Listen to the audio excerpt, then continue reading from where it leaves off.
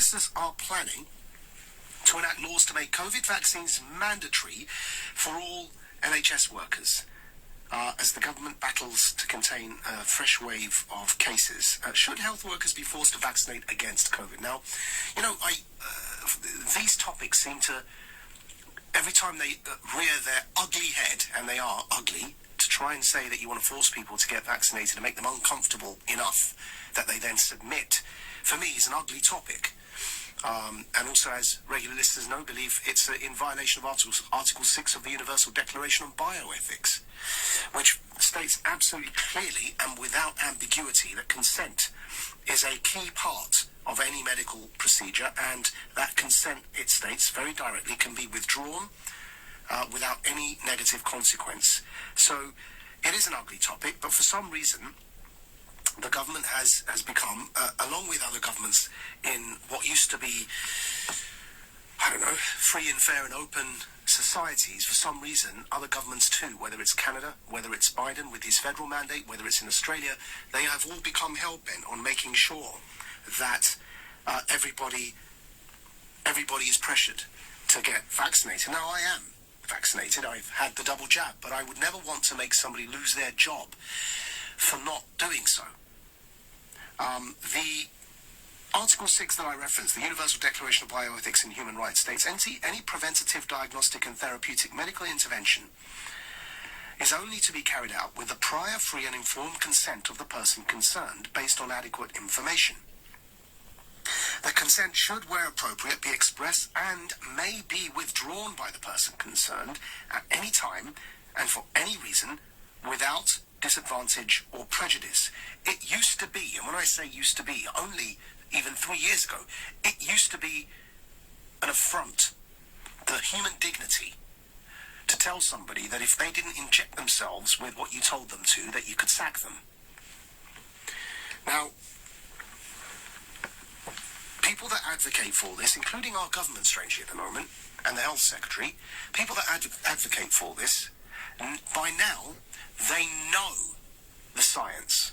By now, they know that being doubly jabbed reduces the severity of infection according to some research, but doesn't stop infection nor transmission. They know that. And do you know how we know they know that? Because the head of their government has literally said it. Have a listen to PM Boris Johnson. Tell him, Maajid. A lot of protection against serious illness and death, but it doesn't protect you against catching the disease, and it doesn't protect you against passing it on. So now is the time to get your booster. So, by the way, if you want to get your booster, that's up to you. I'm not going to tell you what to do.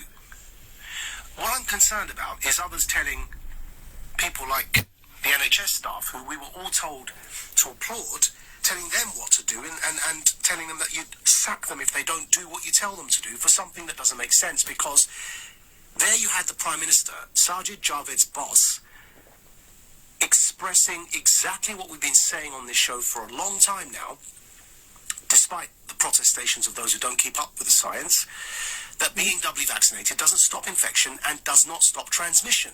And so why would you want to sack somebody for not taking a medical procedure that doesn't stop the thing that you're saying you're doing it for? Transmission. You might say it reduces the severity of their symptoms. Fine. That's like saying I've got a forgive the flippant analogy, but that's like me saying I've got a headache, or take a paracetamol. Why? Well, because it will cure your headache, Maajid. It will lessen your pain. Well, I prefer not to today, actually, because I had a couple of paracetamols yesterday and I just want to go easy on it. Well, I'm going to sack you unless you cure your headache.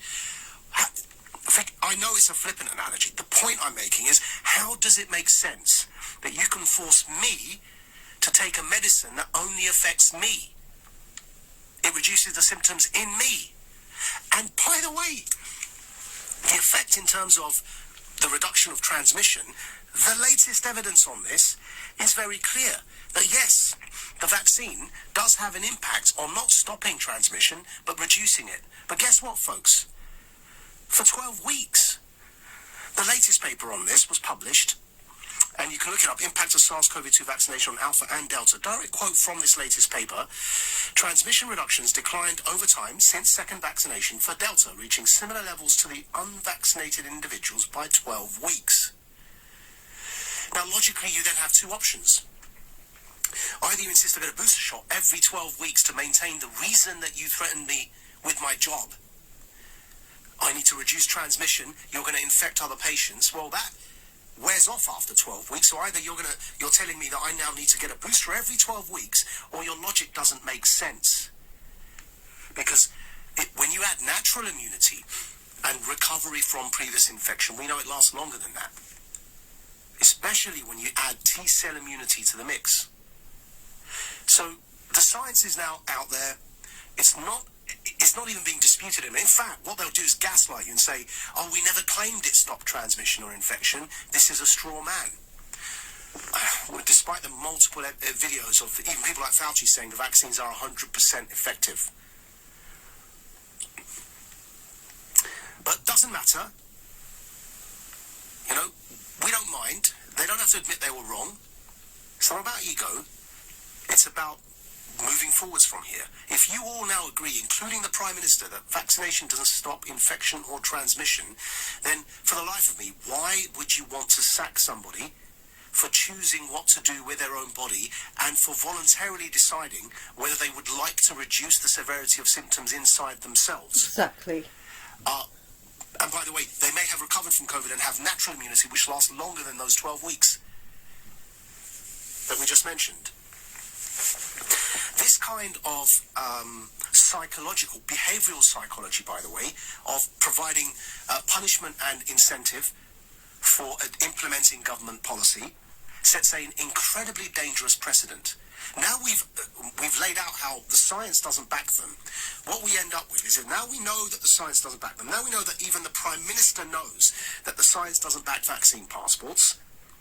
Yet they're still saying this.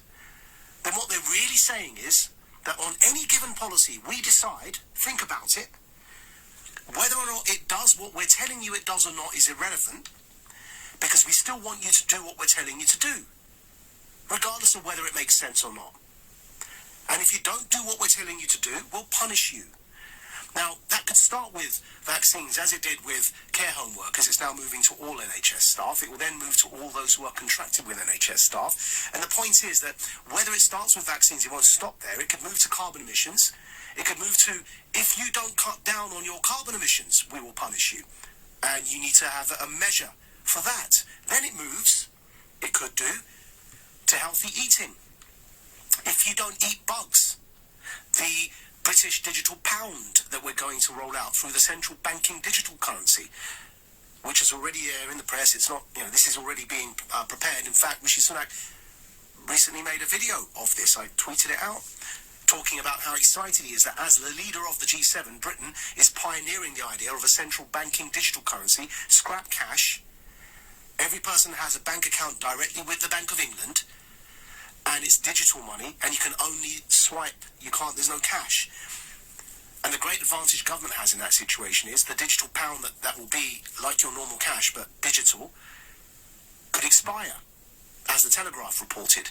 It's being suggested it could expire if you don't spend it within a certain limit.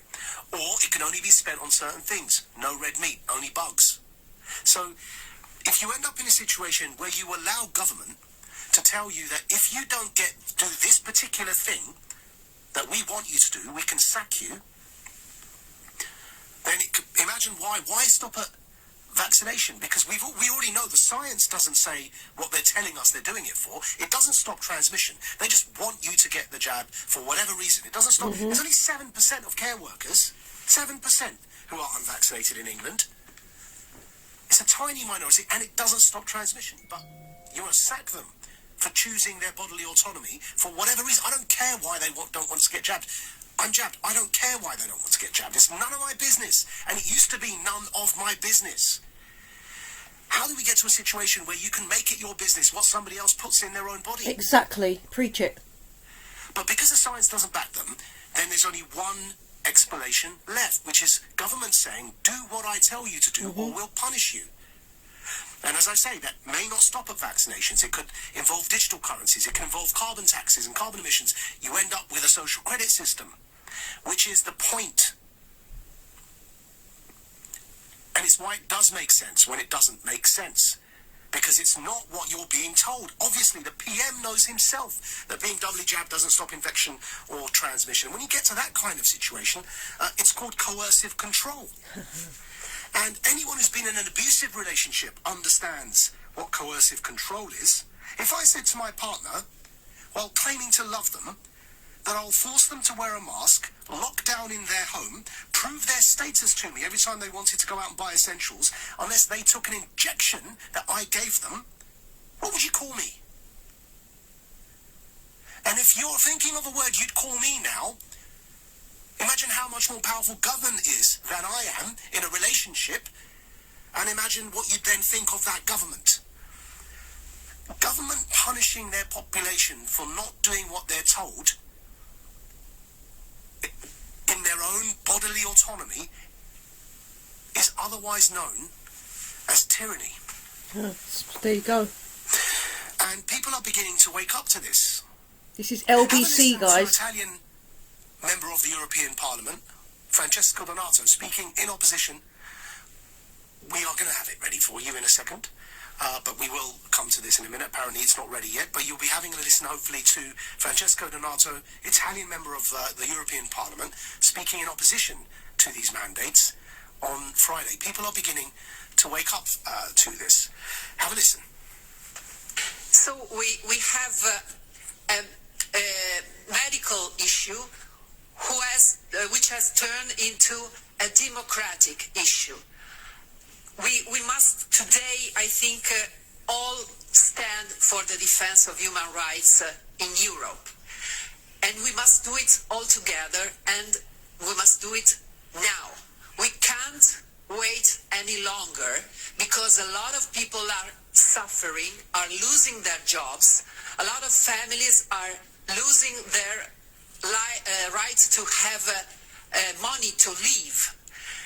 And this involves not only national citizens, such as Italians or French people, but also foreign ones who work and live in other countries in the European Union, where the rights of establishment for workers and the right of circulation is one of the founding rights of the European unity and the European Union.